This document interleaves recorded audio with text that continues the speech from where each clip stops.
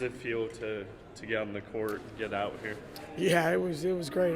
When we were coming over here, it was 2 years ago. We were literally getting ready to reach for the basketballs, and they stopped it. And then last year, obviously, we got to play, but it was different. But our kids are excited about it, and you're watching all the games on TV, and so it's fun to think that our time's coming.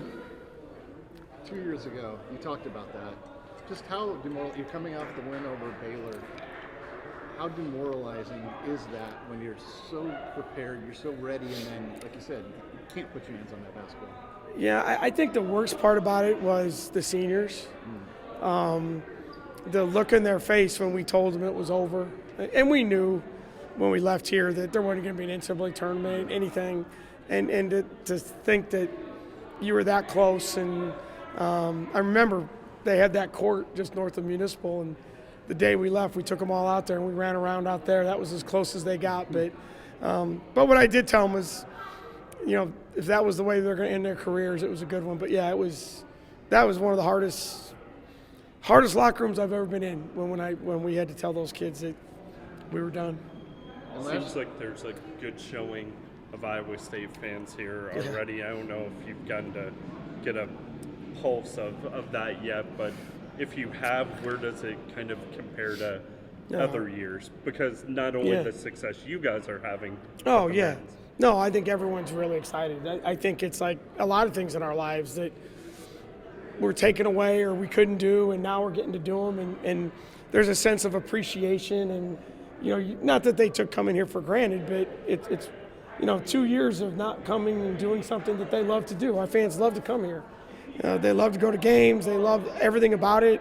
Kansas City's a great host. And so, yeah, we've seen a lot of them already. And obviously with the men's game tonight, and you can just tell the vibe is really good. Unfortunately, the weather hasn't helped at all, but we play inside, so that's okay. How much does this winning or competing to win this tournament hinge on good post play?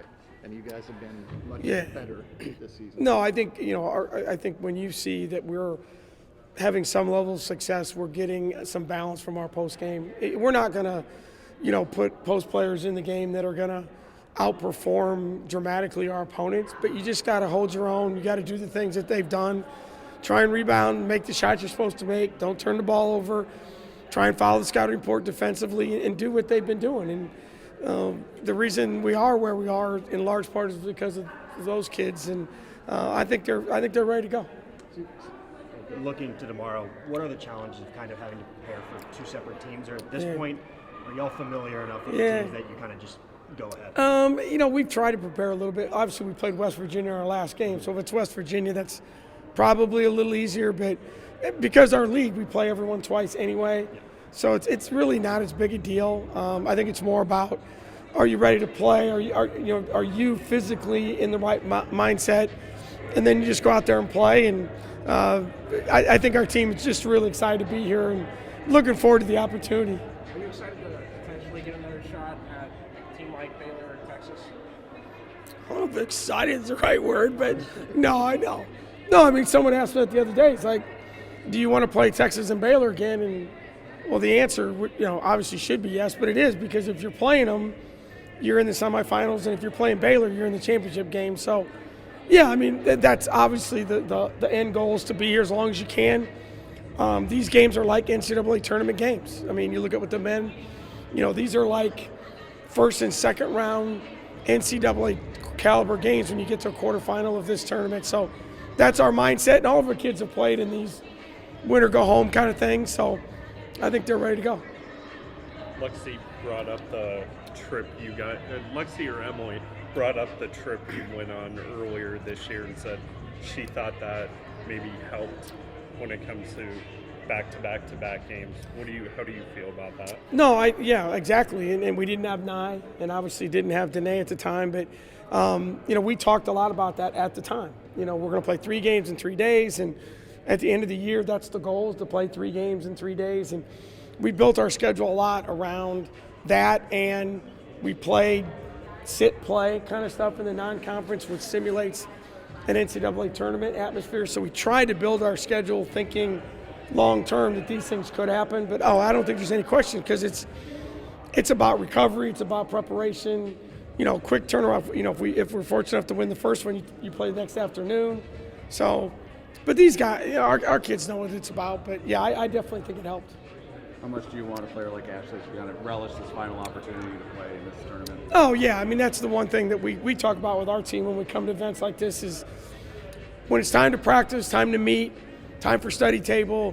That's it. Your focus is that. Other than that, you got to enjoy it. I mean, you want to, you get so everyone talks about what a great thing it is, and then if you lock them in their room and don't let them have enjoy the fans, and we'll take them to the pep rally and all that stuff. So.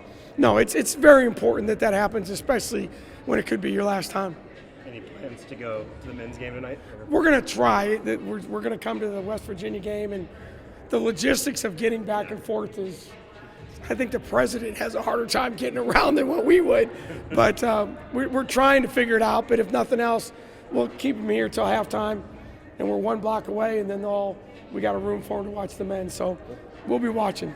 I know you have a lot of fond memories of some games in this building, but for your players, given that it was in Oklahoma City and what's happened the last few years, this is their first experience of Hilton South, right. quote unquote. What do you anticipate? And do you talk that up to them a little bit? This is going to be different. Your eyes are going to be open. Oh yeah, we talk about it a lot because again, this is such a big thing, and I think because the tournaments are together and the fans, and we're going to go to the men's game, then we're going to come to your game, and I think they've heard about it, they've seen, pictures of it, or we've talked about it, but no, they know, and I think they're really excited about it. They know how lucky they are to have the fan base that they have, and our fans travel, and Hilton South is not a made up thing. It's real, and they'll be here tomorrow. Thank you.